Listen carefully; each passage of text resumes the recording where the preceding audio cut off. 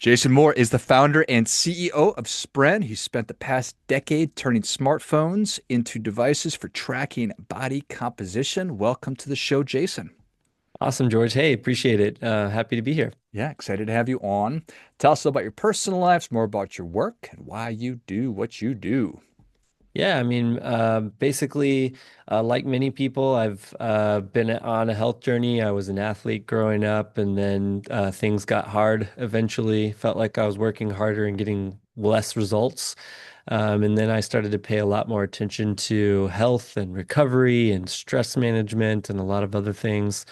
I have a big background in software and technology. That's what I've spent a lot of my life doing.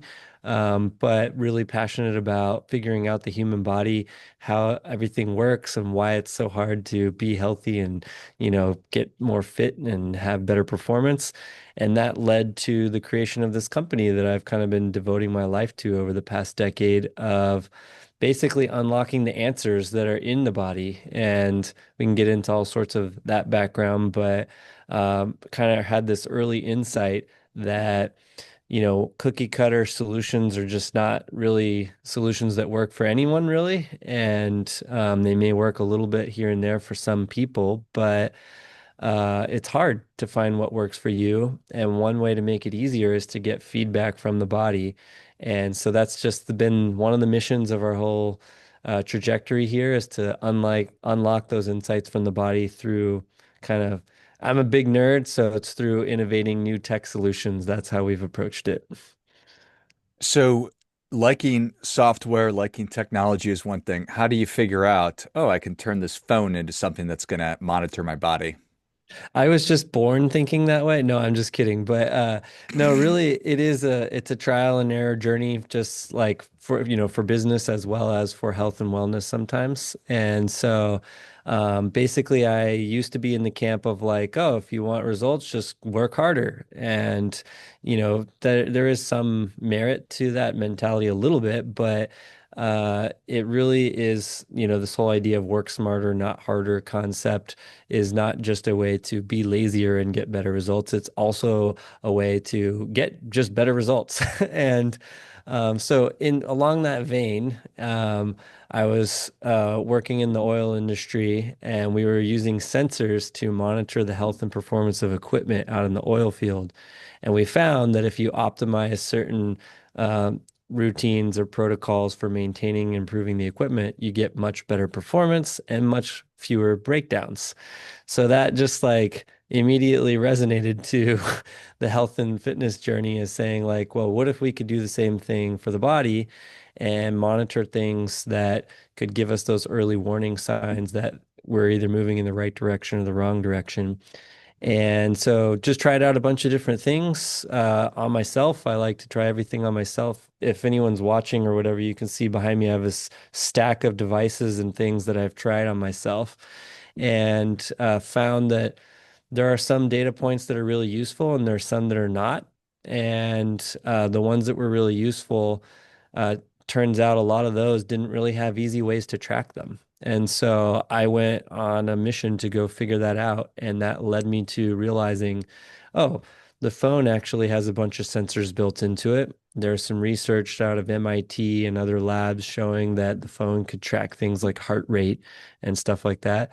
I was like, how far can we take that and what value could we get out of that? Because, hey, turns out, almost everybody, if everybody listening to this has a phone, and what, cool innovation that would be if we could turn that into a health lab. And we've been pretty successful at doing that. Thankfully, that's been pretty fun. How fascinating. You're trying to figure out how to get oil equipment to perform better without breaking down quite as much. And it just clicks. Like, yeah, if we can do that, why not do this with our piece of equipment that we're constantly hauling around with us? Yeah, and I like to say that the body is the most valuable piece of equipment you have. Totally. So, we want to like we change our car, we change the oil in our car, we do routine maintenance on that. There's all the structure around it. And people don't really ask questions, they just do that. But when it comes to maintaining the body, it's a little more tricky, it's a little bit more difficult, but the stakes are also higher. Mhm. So what are some of those useful data points? We started with HRV. That was kind of one of our early real deep dives. HRV or heart rate variability. That's really a lot of people tie it to heart rate, but really it's a window into the nervous system and seeing how your body is balancing things like stress and recovery. And so that's a whole rabbit hole that really can teach you a lot about your body with just one metric. Now they're saying it's like one of the most non-invasive markers for biological aging and for a bunch of other things. But then we also expanded into body composition. And so body composition is one that's a little more intuitive to people because you can kind of see it in the mirror, right? And there's a lot of like uh, cultural and social reasons to care about your body composition.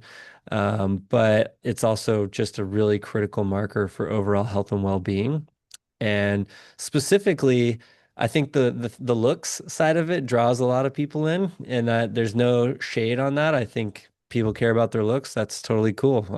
That makes total sense as social animals. We care a lot about those things. But when you unpack it, it ends up really translating to things like confidence and energy levels and metabolic health and all of this stuff. And one of the important things that people kind of get wrong about that now is they focus a lot on fat. Notably, it's a big issue, especially in the US. But really, muscle is also, I would say, more important for a lot of people to pay attention to. And that's been one of the fun, exciting unlocks about bringing body composition to more people.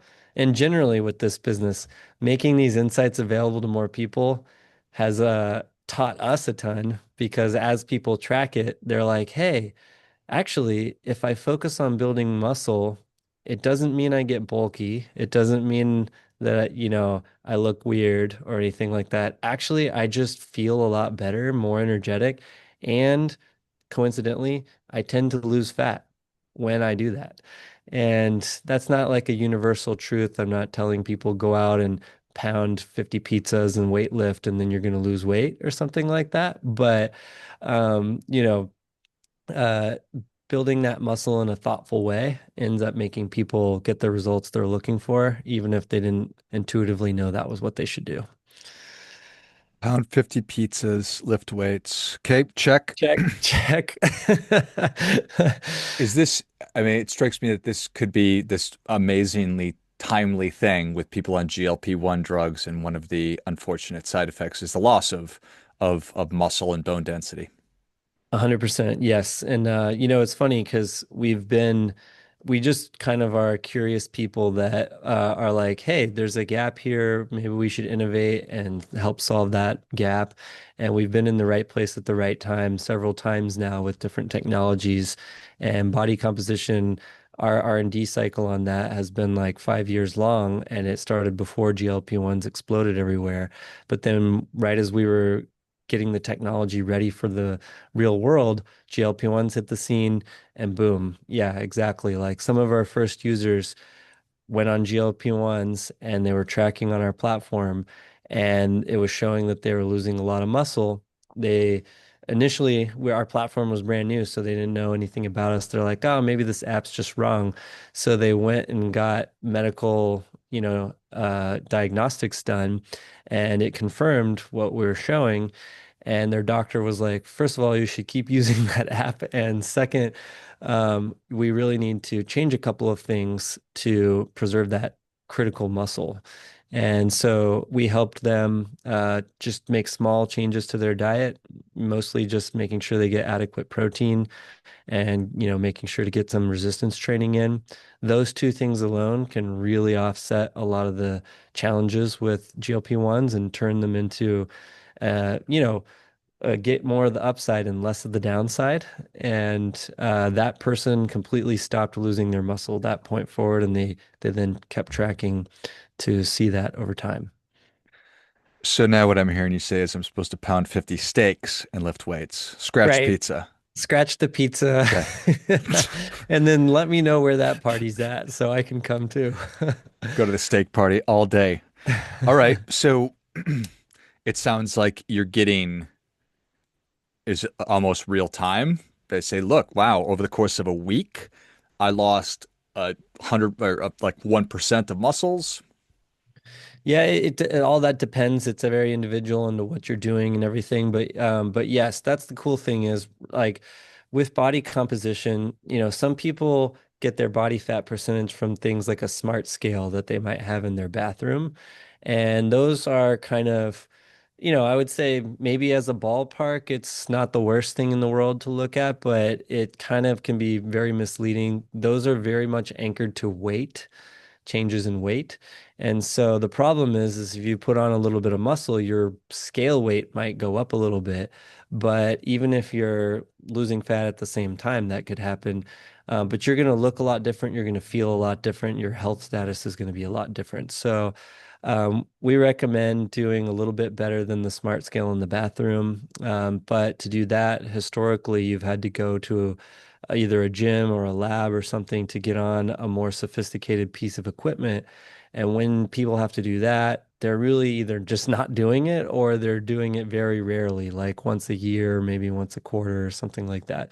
When you put it into the phone, some people go overboard and they start tracking it multiple times a day. And it's like, hey, hold on, your body composition doesn't change multiple times per day.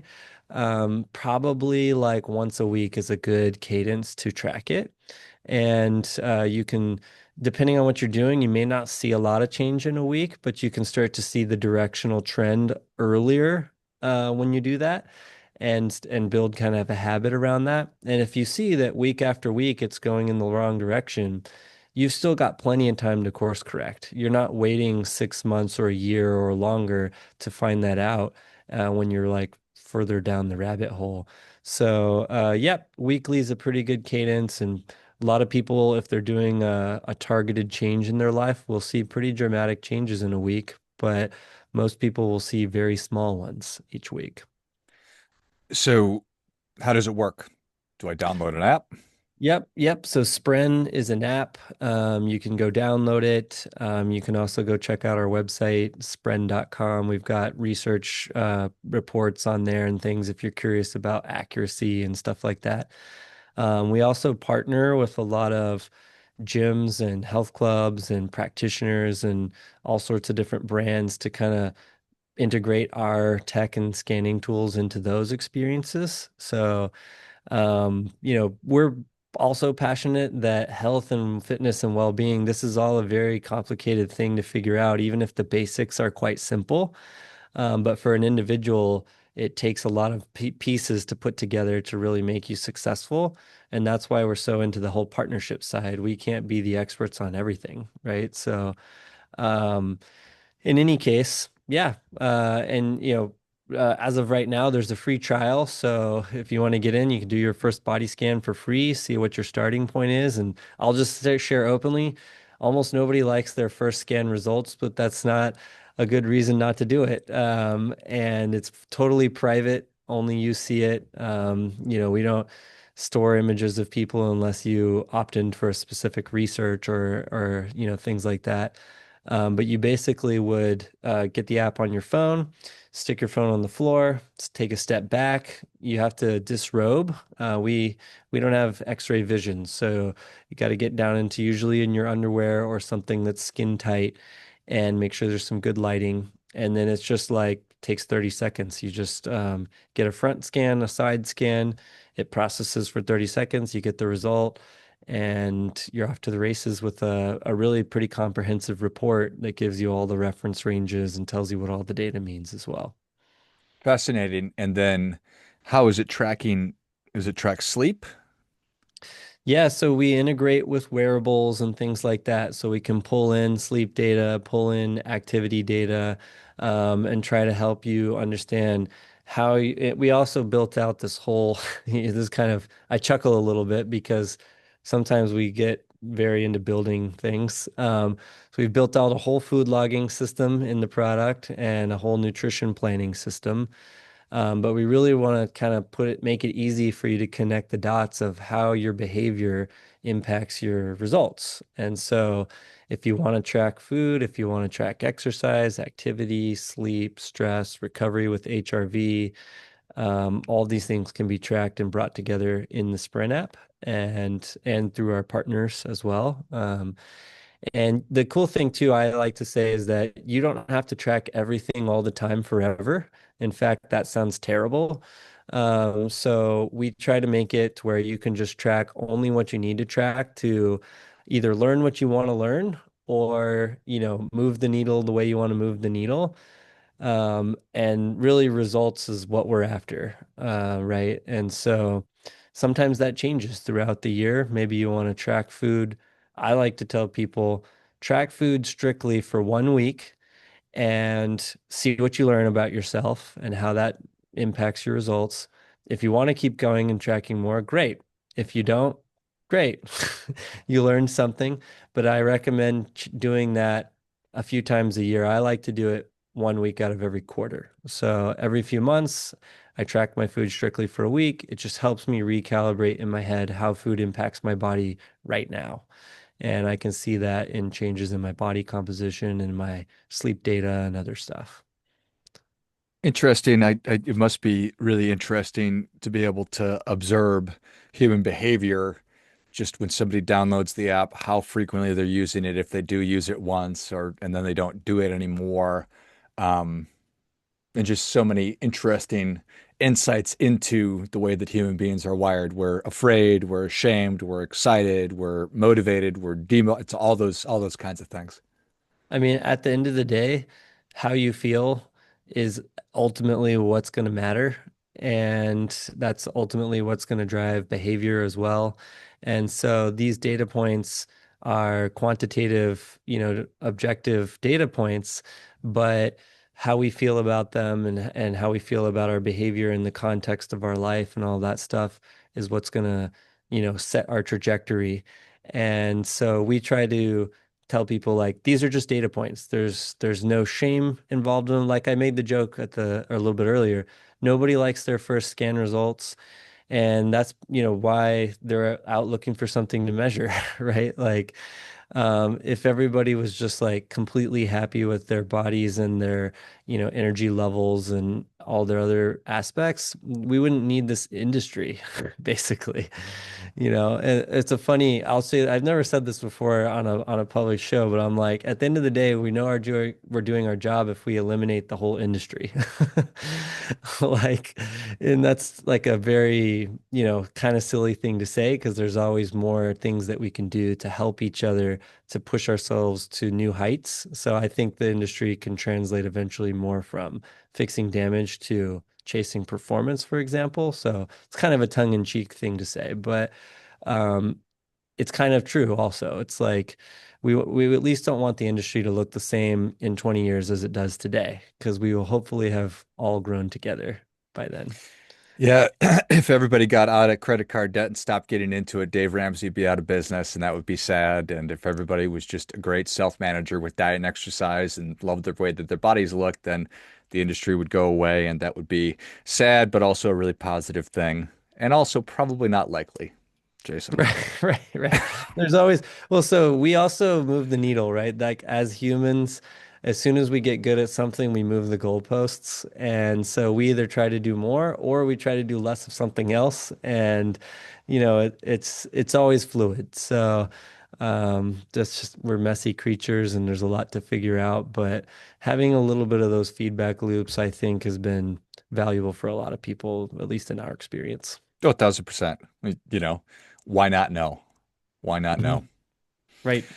And then why not track once a week or once a quarter, whatever's comfortable. Um, who do you see, and I don't know if that's noble or not, it could just be your opinion, obviously. The people that are most successful, is it that they are partnered up with other professionals like a trainer or there's a community around it?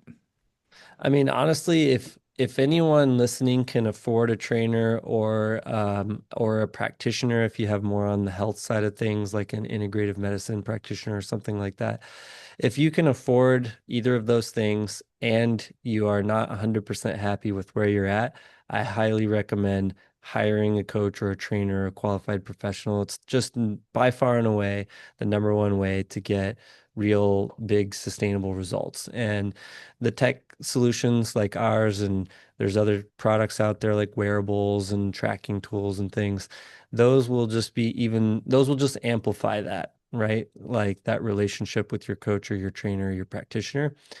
But also, that being said, I know not everyone can afford to pay for one-on-one care all the time, and they may be able to do it for a period of time, or maybe now isn't the time, or whatever. We try to make as much available as we can in an automated way for people to kind of self-serve and self-direct as well. So, it's just providing options, but ultimately, I think as technology and AI and all these things just continue to grow and be more competent at more things, that it's not going to remove the big benefit of working with another human being. If nothing else, to have somebody who can listen to you and be empathetic to your journey. And so, yeah, that's what I recommend. I think that makes a lot of sense. Beautiful. Well, Jason, thank you so much for all of your work. Thanks for coming on. Where can people learn more about you? Where can they learn more about Spren, and how can they download the app to the phone? Yeah, so Spren is Spren, pretty short, 5 letters. And you can go to spren.com or find us in the App Store. We're on social media as well. I'm not honestly super active on social media, but if you want to hit me up on LinkedIn or X or something like that, then I'm happy to, engage with anyone I can on those. And we also like hearing from people in the community too. So if you're a user or if you want to check it out, shoot us an email. You can find our contact forms on our website, and we've got partnership forms there. Or if you're just using it and you have a cool story to share, we'd love to hear it. Love it. Well, if you enjoyed as much as I did, show Jason your appreciation. Share today's show with a friend who also appreciates good ideas. Go to spren.com, spren.com. Check out everything that Jason and I have been talking about and download the app in the App Store. There's the free trial. So you can get over that hump of getting that initial reading, and then you can be unhappy with it like everybody else. I'm looking forward to doing the initial reading as well. Maybe we can have you back on and can kind of talk about what my experience was at some point. Thanks again, Jason. Yeah, likewise, George. Thanks. Hopefully it helped. Thanks, everybody. For sure. Until next time, remember, do your part by doing your best.